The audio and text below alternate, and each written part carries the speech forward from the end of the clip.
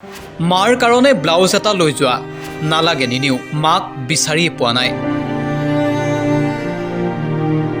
এটা কৰুণ কাহিনী শুনিলে চকু পানী ওলাব আপোনাৰ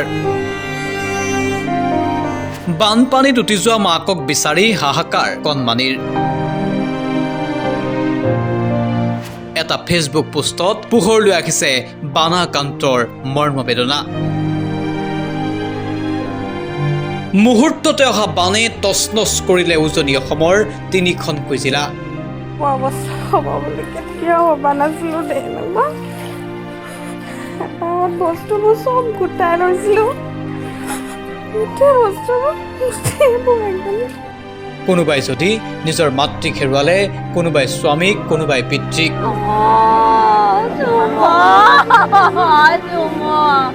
মুঠতে দুৰ্দশাই লগ এৰা নাই পৰিয়ালসমূহক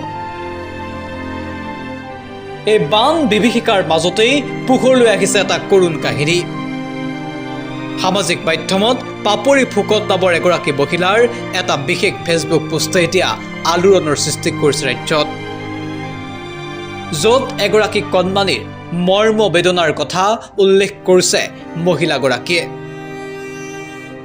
সামাজিক মাধ্যমত মহিলাগৰাকীৰ এই বিশেষ ফেচবুক পোষ্টে এতিয়া বুকু কঁপাইছে ৰাজ্যবাসীৰ য'ত মহিলাগৰাকীয়ে লিখিছে আজি মহিলাসকলৰ বস্তু বিতৰণ কৰোঁতে জুনুকাৰ বয়সৰ এজনী ছোৱালী চুচুক চামাককৈ আহিল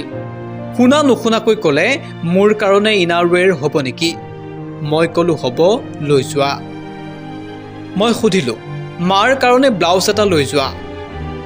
টপ টপকৈ চকু পানী পৰি ক'লে নালাগে নিনিও মাক বিচাৰি পোৱা নাই কি যন্ত্ৰণা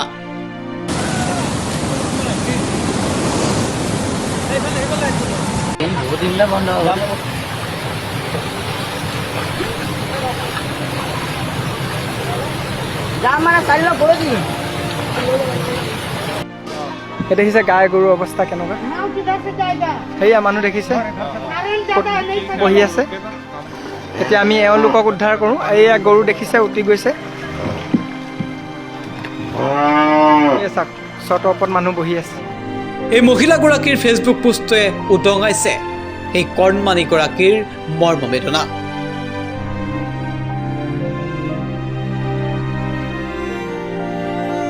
এয়া মাত্ৰ এটা উদাহৰণহে কিন্তু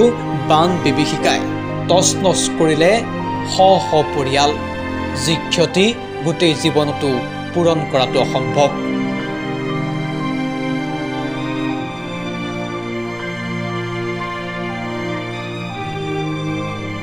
নিউজ ডেস্ক assam.com